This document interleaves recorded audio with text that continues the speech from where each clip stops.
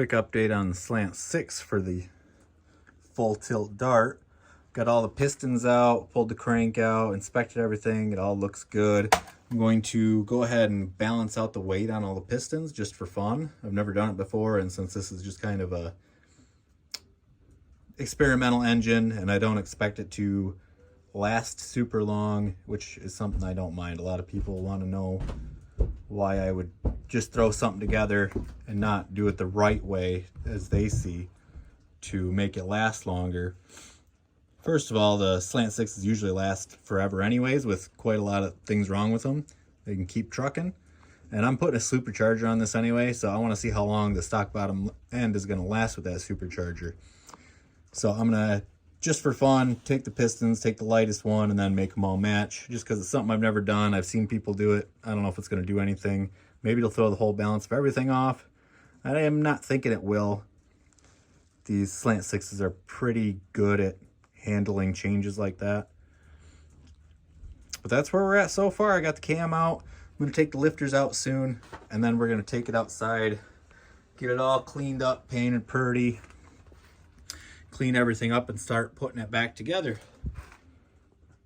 Okay, we got the Dart Slant 6 out of the basement, and we got it degreased, power washed, and dried off.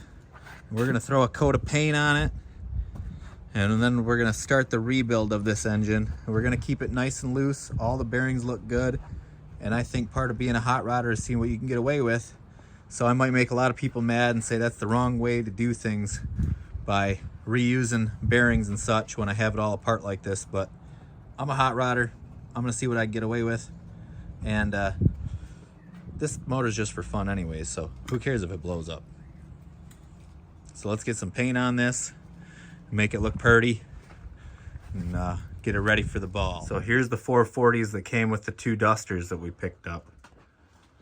There's that one and that one. I just brought them in out of the rain. The guy I got these from had them sitting out in the field, so how you're seeing it is how I bought it. All that gunk in there. It's got moss growing in there. Every time I pick up this engine up, it's dumped water out of it. I didn't think there was any oil in it. I did check. It did have some oil. That one is actually seized up. Actually, both these engines are seized up. But you can see it's all rusty. They've been out in the elements, opened up. That oil pan had to pick up on that engine there. So when I picked these up, the guy told me that the guy he got them from with the two dusters had one of them built for high performance with domed pistons, and he said the other one, he wasn't even sure what these engines were. He thought maybe they're 318s or maybe the 360 that came in that 360 duster that we picked up. However, that was not the case. When I checked the numbers out, they're both 440s. That one right there, since it had the pickup for that nice Milledon pan, and it does have high-rise pistons in it, or the dome pistons, as you can see right there, they're all seized up. You can't really tell that they're domed in this picture, but I've got one that I pulled out so I can pull part numbers off from it. It's got some good production heads on it. I thought that was our performance engine. I figured they took all the good race goodies out of it, took the cam out, took it all apart, because that was going to be the good one. And I figured that this one was just some spare junk motor.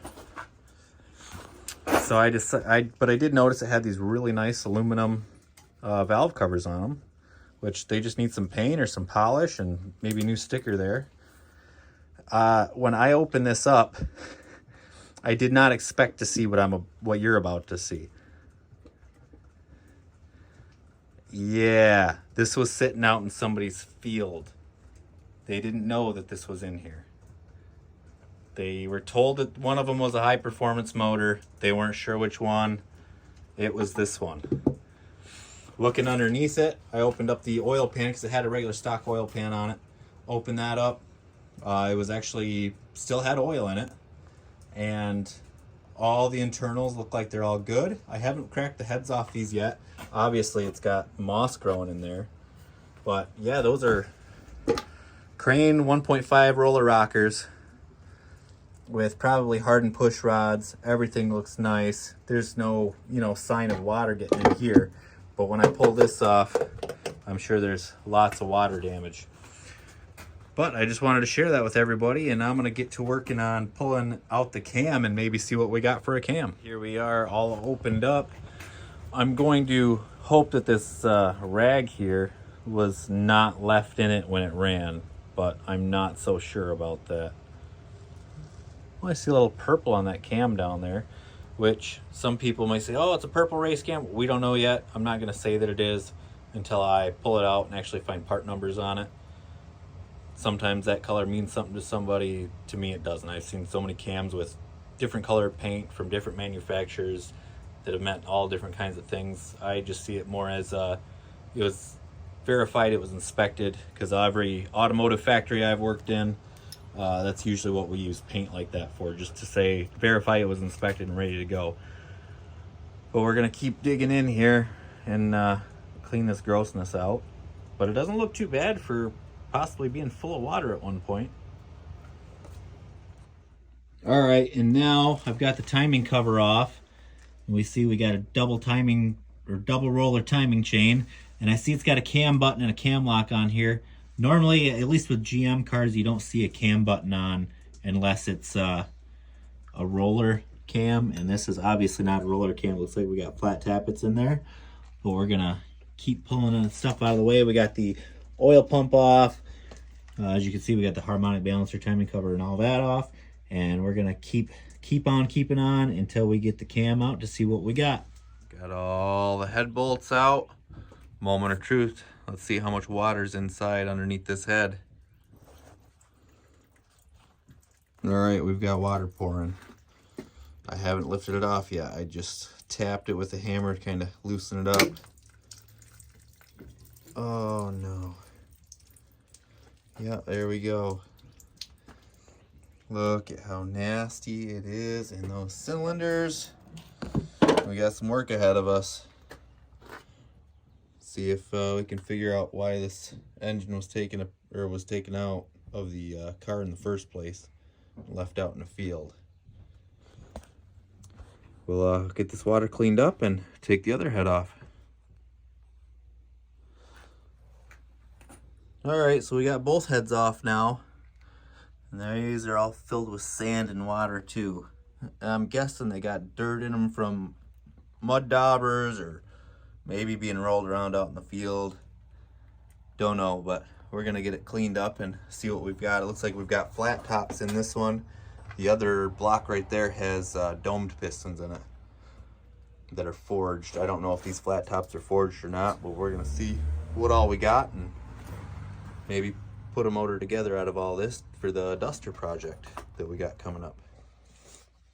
So here's the 440 from out in the field, and as you can see, it's pretty gnarly, unfortunately. This engine, every time I roll it over, more and more water pours out of it. So we're gonna try something, and I've done this before. I don't know if these cylinders are going to be able to, if we're going to be able to save them or not. We've got the other 440 from the field sitting right there. The cylinders in that are surface rusted too. That one I know is 60 over already, but I think it can still be honed out and saved. The cylinders didn't look too bad in it. This one I'm not so sure of. Some of these feel like they're, especially that one, they look like they're pretty rusted. But what we're going to do first, because I'm not sure if this one's been bored over yet. I imagine it has, but I haven't confirmed anything yet. These are flat tops going over, and that one's domed pistons. I'm going to start off with soaking some WD-40 around them, let it sit for a few days, and then I'm going to move on to trying to clean them up as best I can with leaving the pistons right where they're at. And then if I don't imagine I'll be able to get it moving just with WD-40. I'm going to end up putting 50-50 mix of ATF and acetone, which if you guys haven't used that before, it works miracles. I've poured it down cylinders, let it sit for a couple days, got things to break loose, and then I was able to let it sit a few more days and have it actually completely break loose and rotate all the way around. So that's what we're going to try with this engine. Then once we get it all cleaned up, we'll pull the pistons out, see if we can get away with a hone job and see what all the cylinders actually look like in there. Here's the Slant 6 that's going in the Dart Street Freak project. We got everything cleaned up. The cylinders didn't look too bad, not much of a ridge. I'm working on gapping the piston rings for it. But everything's all cleaned up, and that's kind of where we're at with the engines right at this moment.